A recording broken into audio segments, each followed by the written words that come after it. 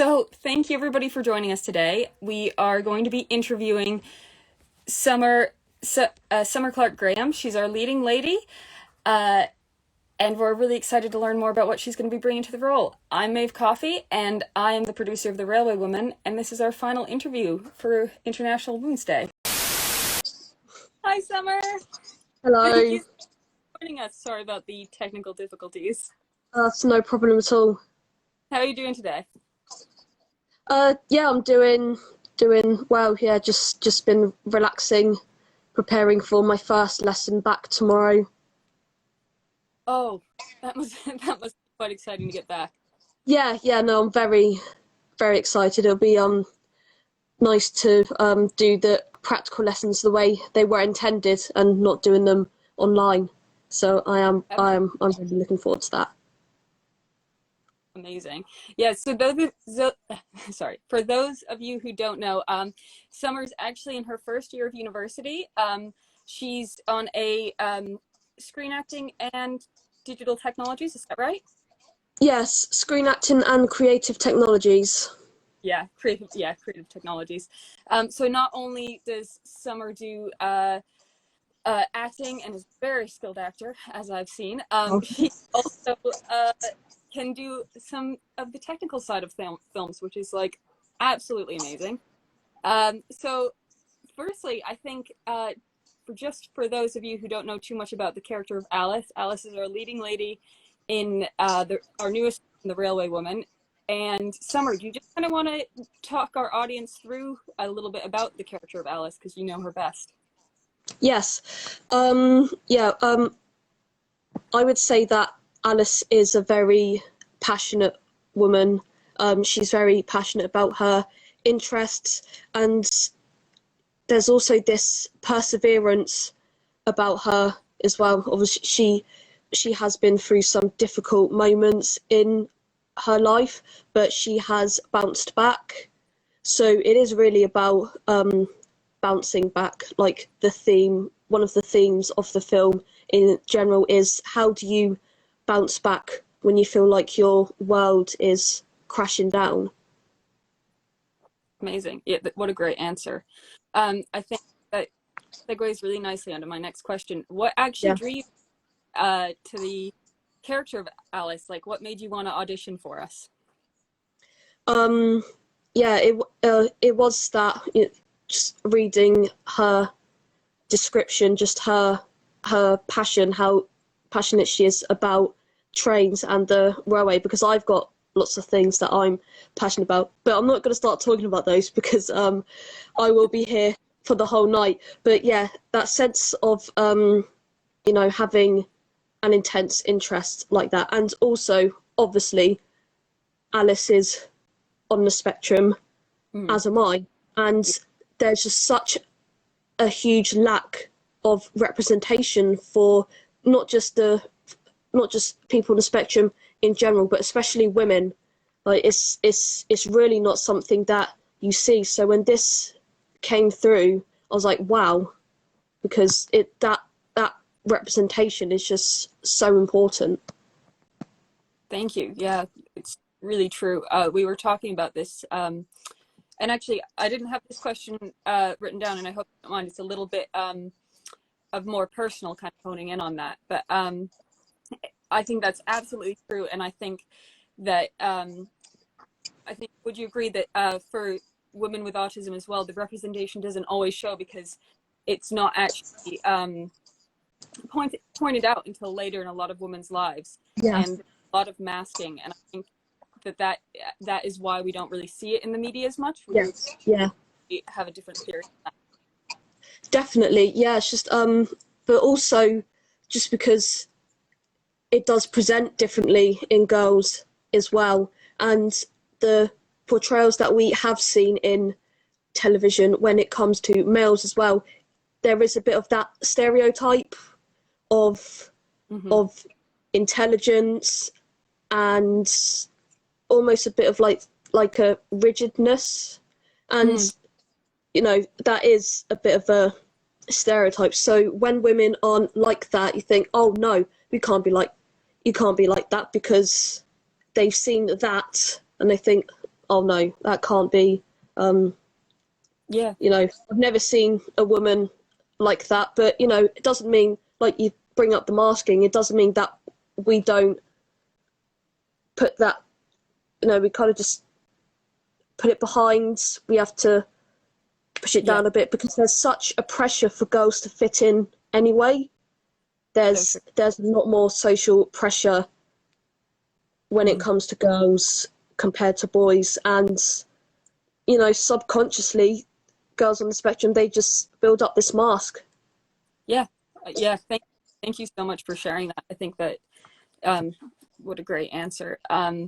Moving on a little bit, because I'd love to learn, as you've just said, you're in your first year of university, so um, hopefully there'll be lots more student films for you. But in terms of long term, what are your aspirations in the film industry? Like, where do you want to see yourself in 5, 10 years? Yeah. Oh, I mean, I I see myself as a storyteller, so I just want the opportunity to tell as many stories as possible, whether I'm in it or whether I've written it.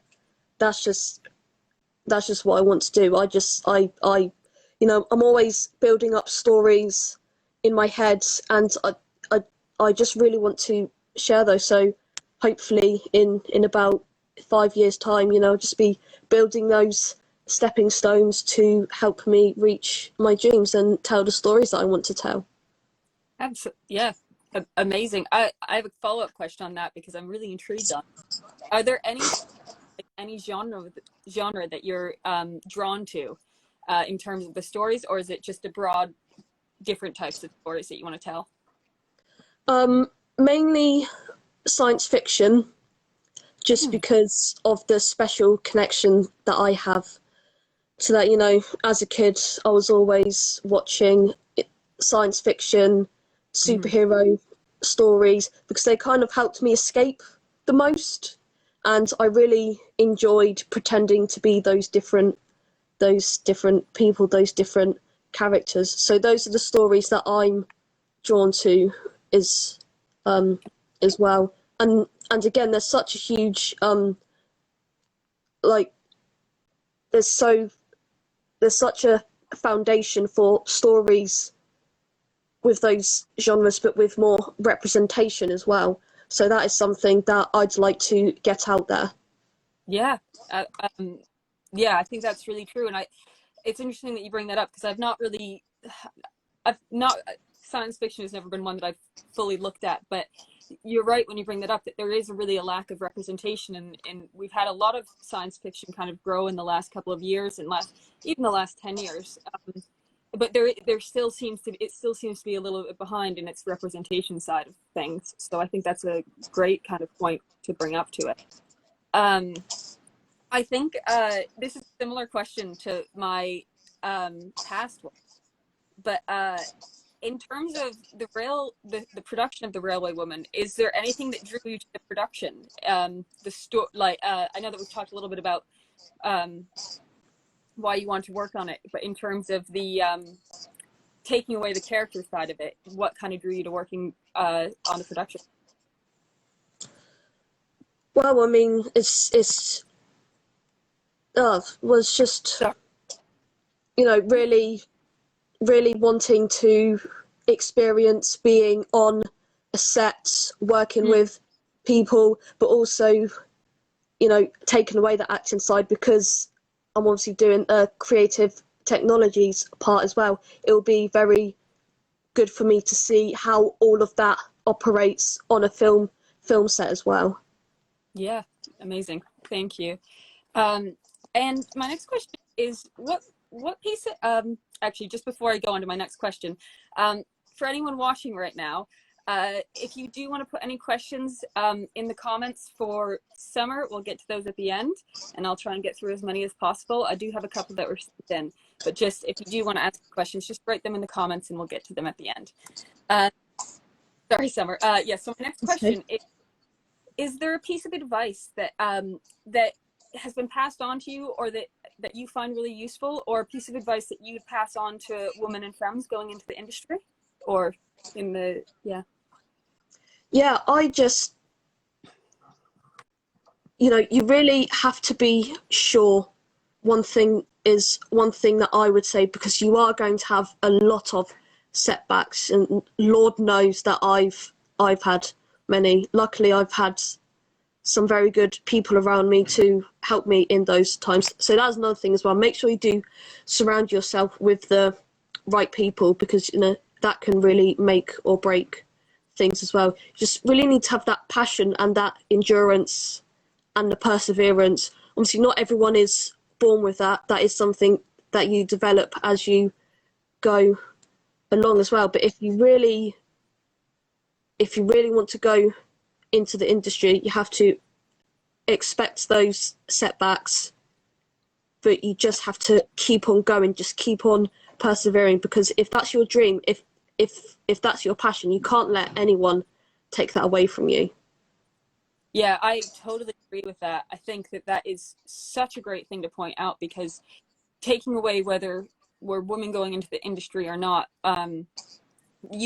perseverance is such a key thing, because you will have, not you, but like you as a general, will have so many setbacks and so many people kind of turn you away before you get kind of like, and it can be quite disheartening. And so I think that's a great piece of advice, because being sure that that's what you want to go into. This is a follow-up question that I just had for you. When were you kind of sure this was like what you wanted to do? When did you have that kind of that reassurance in yourself that this was where you wanted to go into? I mean, I've always known that that's what I wanted to do. When I was talking earlier about being those different characters, like that was something that I would do all of the time. And I'd even go to school and say, can you address me as this character name, please? Just because I was just so into it. And growing up, realizing, maybe I can actually do this as a career, as a profession. And it was probably secondary school, maybe, because that's when you get to do drama more. Yeah, And of course. that's what really cemented it for me. I was like, no, I can't. I can't just. I have to be up and doing stuff. I have to be telling stories. I have to be these different characters, get other people's perspectives. So probably secondary school doing drama. That's probably when it really cemented. Wow, that's really interesting. Yeah, that's quite early as well. That's quite impressive. I know when I was in secondary school, I had no clue. No, my final question for you is in terms of women empowerment, what would you say your favorite film or favorite female femme character is for you in terms of women empowerment? Oh, well, there are quite a few, but at the moment, the one that's been standing out for me the most is Buffy from Buffy the Vampire Slayer. Yeah. Oh, that's a good one. Yeah, it is something that I've relatively recently gone into. It's probably this time last year where I started it. It was a lockdown binge, but yeah, I was just so instantly drawn to her. She gets thrust upon with this huge burden. I mean, one slayer to kill all the demons and vampires. I mean, that is a lot to have on your shoulders. And obviously she was, hesitant and was like, wow, I mean, this is a lot to take. But the way that she did take it and the way that she just carried on, and again, she had those setbacks, she had things that she had to sacrifice, she had to sacrifice her love and, just being a normal teenager.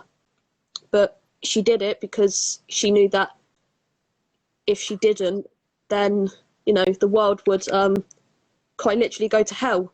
So she had to do that, and it was really inspiring for me as well. Amazing. Yeah, I love that answer. I think that is a really nice one. And I like that as well, because that's the first, I've asked that question to all of our interviewees, and that's the first one that is like in the fantasy kind of genre. And I do love a bit of fantasy. So Yeah. I think that's a great answer. And thank you for that.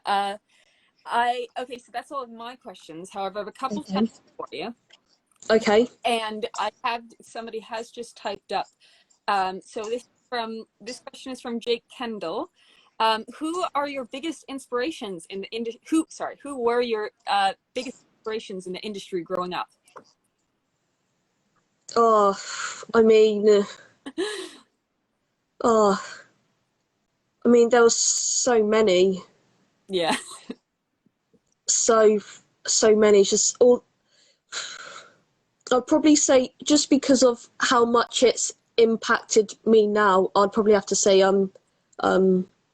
Kevin Feige, obviously the producer of the MCU movies and president of Marvel Studios, just because the way that he set out to tell these stories has been a huge inspiration for me and my brain that just keeps coming up with stories, keeps going down different lines, different avenues. It's like, wow, because he's achieved this, I could achieve this as well.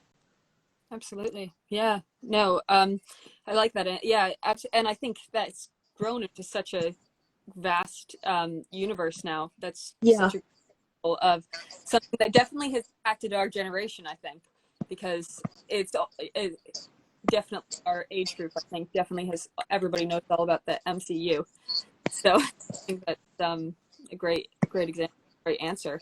The other question I have that was sent in for you was in terms of acting, do you have a specific style? I guess, do you have a specific style or method that you use? Yeah, a lot of it is sorry, I have a bit of trouble with my S's sometimes. Oh, Stanislavski is oh yes. probably the main one. You know, just to get that real emotion from the character as well, and also allowing you to relay your own experiences to the character as well. I think that's very important. Just trying to find bits of yourself in the character that you can latch onto. And another thing that I like to do, one that I'm doing for this one for Alice, is either asking whoever created the character or thinking for yourself, what kind of music would this person like? Because I think you can really get into a person's head. You can really judge a lot by a Absolutely. person by what's in their playlist. So that's another thing that I think about as well. I totally agree. This is one of my questions, and just because you brought that up, I think this will be the last question. But can you give me an example of any songs that would be on Alice's playlist? Yeah, Alice likes a lot of 90s stuff. So you can expect some Blur, some Oasis, some No Doubt as well.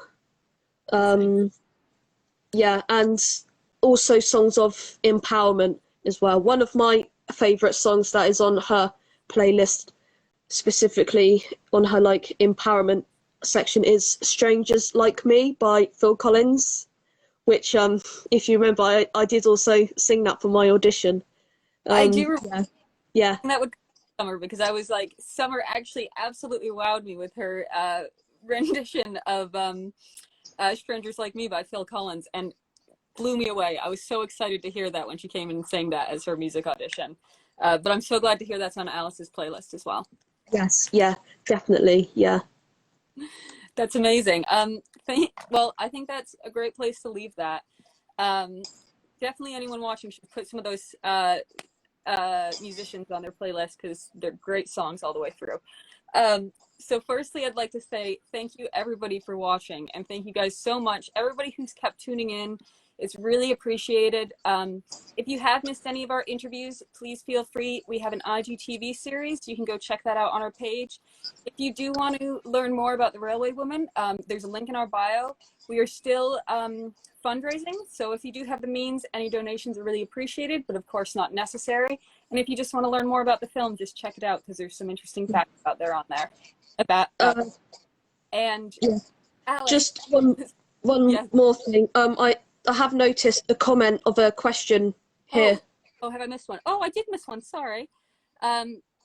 Yes, thank you. Sorry. We'll do this as the last question. How do you get about stage fright, specifically when you feel like you're being judged?